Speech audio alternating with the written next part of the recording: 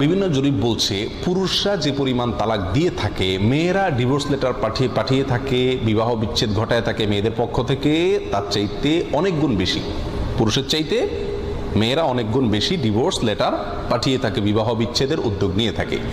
এখন প্রশ্ন হলো, ইসলামী শরিয়ার দৃষ্টিতে মেয়েরা তালাক দিলে স্বামীকে তালাক হবে নাকি হবে না?